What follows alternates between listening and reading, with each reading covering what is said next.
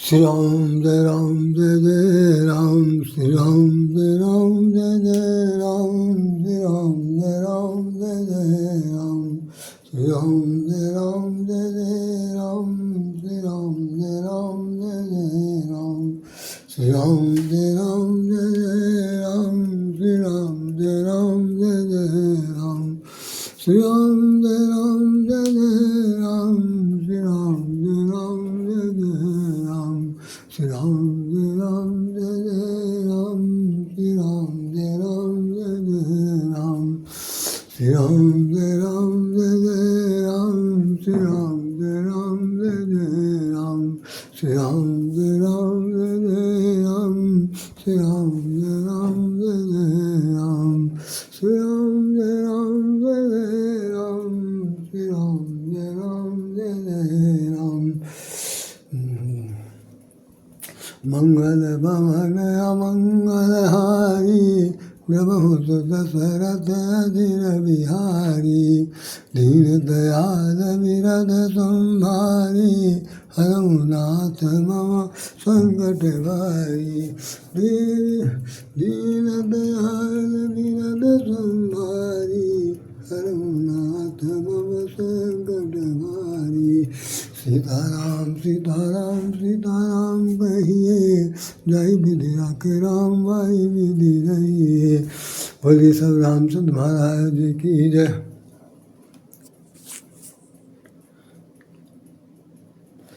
ये राम जन्म, कल रामनवमी थी।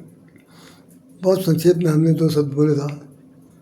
राम जन्म इस वर्ष संवत 2009 संवत 2083 में भगवान राम के जन्म की चर्चा का विषय है। और आज आपके सामने ये भगवान रामलला अपनी जन्मभूमि अयोध्या में विराजमान है और इनके जन्म की भिन्न भिन्न बातें बताई जा रही हैं। आज आपके सामने में ये जो दिखाई पड़ा, कम से कम 20-25 कटिंग होगी मेरे पास, जिनमें हमने इसी संबंध में लिखा।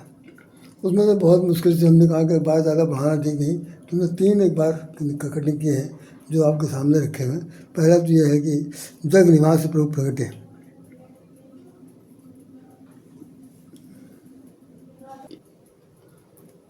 ये भगवान रामलला अपने जन्मभूमि में विराजमान हैं और राम जन्म हम लोगों ने मनाया संवत 9 संवत्सर 2083 में 27 मार्च को इनका राम जन्म हुआ। और उस वक्त की बात ये सामने देख, तो ये 3 आर्टिकल मेरे दिए छपे हुए जो अखबारों में देखें।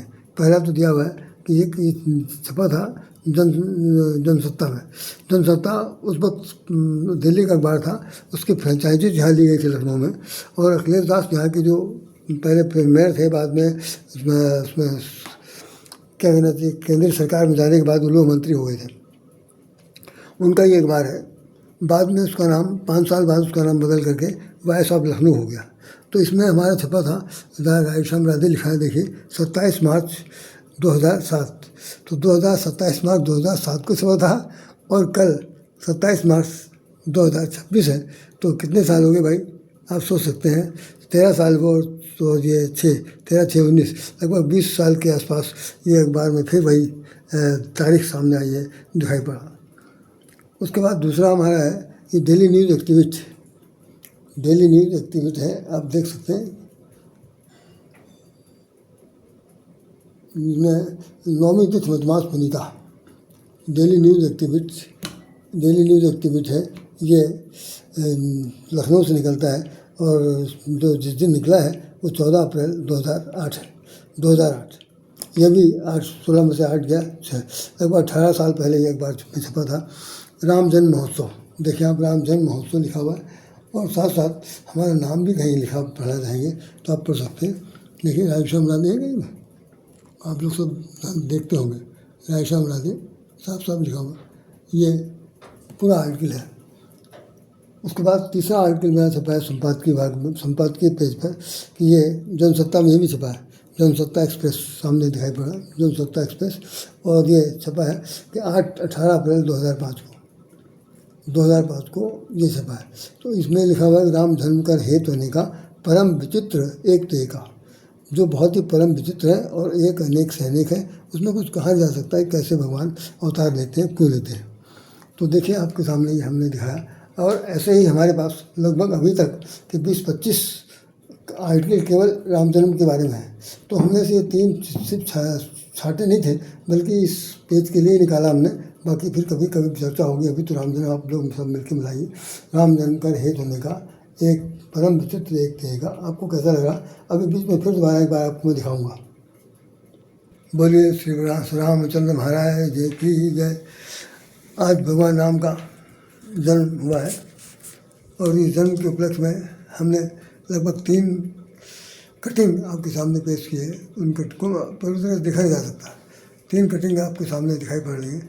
एक में तो है कि राम जन्म कर हेतु होने का, दूसरा नौमी तिथि मधुमास पुनीता, तीसरा यह है कि तीसरा इस पर लिखा हुआ है कि राम जन्म कर हेतु होने का, नौमी तिथि मधुमास पुनीता, और जो है कि जग निवास प्रभु प्रगटे अखिल लोक विश्राम। जग निवास प्रभु प्रगटे अखिल लोक विश्राम। हम कहाँ तक इसको दिखाएं, सब तो लोग दिख नहीं सकता। खैर चलिए देखिए, भगवान राम की तस्वीर देखते रहिए, आपके समक्ष प्रस्तुत है। तो मेरा ये बनाने का मेन कारण क्या था, सभी बताना है। सब लोग जानते हैं, कोई ऐसा व्यक्ति नहीं है, जितने लोगों को बुढ़े हो गए, जो जवान हैं और भी बच्चे हैं, जो लोग एक दूसरे को देखा राम जन्म मना रहे हैं, उन सभी जन्मों के बीच में एक गुणा से बहुत छिपा रहता है। जहाँ कहीं मंच पर कथा भागवत होती है, वो भी 9 दिन में, साल भर में जब भी होता तो जन्म की दिन आती है, जन्म मना लिया। उसमें तारीख दिन गिनाती, ना मधुमास दिखाया जाता, ना चैत्र मास लिखते हैं, कोई चीज़ नहीं होती, ना ये चैत्र मास की नौमी है, शुक्ल पक्ष है, ऐसा कुछ नहीं। मुकुंद गोस्वामी जी ने बहुत बड़ी खास बात लिखी है। आप भी देखें कि अगर सर्वसाधारण कोई व्यक्ति होता तो अगर वो जन्म लिया होता तो कहते थे भाई 84 लाख योनि भ्रमण करने के बाद बड़े सौभाग्य से भगवान ने इनको शरीर दे दिया। अब भगवान के लिए कौन सा सौभाग्य, कोई हवा सौभाग्य तो है नहीं। उनको तो बुलाया जाता है, उनसे प्रार्थना की जाती है कि भाई आइए, हम लोग कष्ट में हैं, बहुत दुखी हैं, आपके कातर ध्वनि से पुकार कर रहे हैं, आपके चरणों में सिर झुकाए हुए, हमको कोई बचाने वाला नहीं, सब तरफ से हम दुखी हैं, तो भगवान दुख दूर करने आते हैं। तो एक चौक में एक दोहा लिखा हुआ है कि विप्रधेन सुर संत हित, विप्रधेन सुर संत हित, विप्रधेन सुर संत हित। विप्र मैंने ब्राह्मण, धैन मैंने गाय, सुर मैंने देवता, विप्रधेन सुर संत हित, संत और संत महात्मा और सज्जन के हित के लिए लीन मनुष्य अवतार। भगवान इन चारों 5 लोगों के हित के लिए अवतार लेता। बाकी सब लोग पूछिए, हमसे पूछिए, हमारे लिए नहीं, क्या हमारे लिए नहीं आएंगे? लेकिन हम अपनी उन सब चारों में एक गणना करके देखना चाहते हैं कि जो संत महात्मा हैं वे प्रधेन सुर संत हित है। तो इन संत महात्माओं की श्रेणी में अगर हम नहीं आते हैं तो कम से कम अगर हमने जीवन में सज्जनता का संकल्प ले रखा है, या सज्जनता का एक क्या कहना चाहिए चादर ओढ़ रखी है, तो हम सज्जन पुरुष अगर लोग दुर्जनों के द्वारा सताए जाएंगे तो भगवान हमारे हित में भी आएंगे। वैसे भी संत किसे कहते हैं, आप सुन लीजिए। संत के बारे में एक लाइन बोलूँगा मैं। साधु चरित शुभ चरित कपासु, साधु चरित शुभ चरित कपासु। साधु का जो चरित्र है, संत का जो चरित्र है, महात्मा का जो चरित्र है, जो सन्यासियों का चरित्र है। अब ये नाम तुमने बहुत प्रावची बता दी, लेकिन है सब बहुत बदमाश, सबके अलग अलग गुण हैं। यहाँ तो चूँकि प्रसंग चल रहा है इसलिए मैं बता दे रहा हूँ कि वास्तव में सज्जन पुरुष। और फिर यूँ कह लिए कि जो साधु हैं, साधु उसे कहते हैं जो बिल्कुल दूध का धोया होता है। मैं इससे ज़्यादा सही बात नहीं बता सकता मैं। तो जैसे कपास होता है, कपास का रंग सफ़ेद होता है, उसकी बड़ी खास बात ऐसी होती है कि वो शुष्क होता है, नीरस होता है, और इतना नीरस होता है, इतना बैरागी होता है, इतना राग रहित होता है कि उसी कपास से पूरे संसार का बस राई बना करके उड़ा जाता है, और अंदर की गर्मी बाहर की गर्मी अंदर न रहने पाए, ये कुचालक का काम करता है। तो सज्जन पुरुष जो है क्या करते हैं, परमारथ के कारणे साधु धरा शरीर लिखा हुआ है कि परम दूसरों के हित के लिए जो अपना शरीर त्याग दे उसको साधु कहते हैं। तो भगवान जो हैं संत महात्माओं के लिए आते हैं, मेरे ख्याल से हमारे आपके लिए भी आए हैं। इसमें ज़रा सा कोताही न समझ, बिल्कुल अन्यथा न लीजिएगा। तो इन्होंने उतार लिया। अब भाई हमने अभी पढ़ा कि राम जन्म कर हेतु अनेका, परम विचित्र एक तरीका। जो राम का जन्म हो रहा है वो एक दिन के एक किसी खास कारण से नहीं हो रहा। जैसे कभी कोई जब कभी किसी देश देशांतर में किसी हमारे देश के प्रधानमंत्री या अन्य कोई को जब जाना होता है तो उनका पूरा एजेंडा जाता है। हमारे भी ऑफिसर्स में जो ऑफिसर जाते हैं, जिस किसी काम जाते हैं, जो होता नहीं कि एक पन 2 खात, एक पन 10 खात, एक पन 50 खात, तो वो सब बाकायदा एक लिस्टेड होता है। तो उसको उसी हिसाब से जैसे सूचीबद्ध कहते हैं, तो सूचीबद्ध को वहाँ पर बाकायदा इस्तेमाल किया जाएगा। एक एक चीज़ आपके सामने रखी जाएगी। तो यहाँ पर भी है कि भगवान अब आए हैं, किसी एक आदमी के लिए तो ना आए, आएंगे तो सबके लिए आएंगे। तो जितने लोग आएंगे वो तो उनके लिए आएंगे ही, लेकिन ये जो चार लोगों का जो कैटेगरी बता दिया गया इनके लिए विशेष रूप से आएंगे कि विप्रधेन सुरसंत हित लीन मनुज अवतार।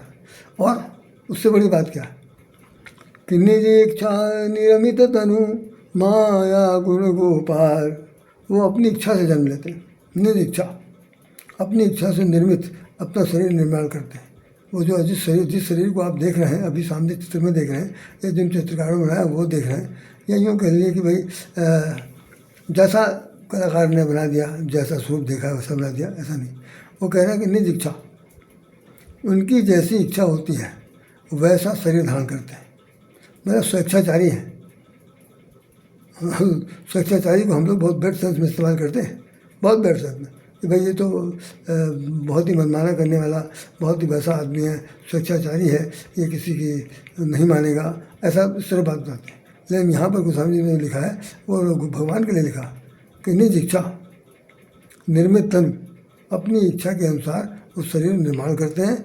और तब उसके बाद वो है क्या, माया गुण गोपाल, जो माया से गुण में जो गुण सगुण, ये 2 बातें हो गई, गुण गोपाल, और जो इंद्रियां हैं इंद्रियों से परे है, जो होता नहीं सत्वगुण रजोगुण तमोगुण, इन तीनों के गुण के मिलाने से ही शरीर का निर्माण होता है। ये गीता में लिखा भगवान ने कि सत्वगुण रजोगुण तमोगुण के मिलाने से गुण माने, वैसे गुण माने होता है रस्सी।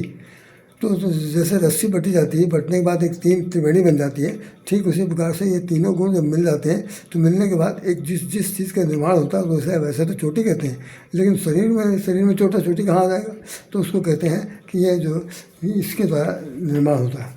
तो भाई तो गुण से भी गुण माने सगुण निर्गुण, और तमोगुण रजोगुण सतोगुण, इन तीनों से परे। तो इसका मतलब क्या है कि वो निर्विकार है, निर्गुण है। उसके बाद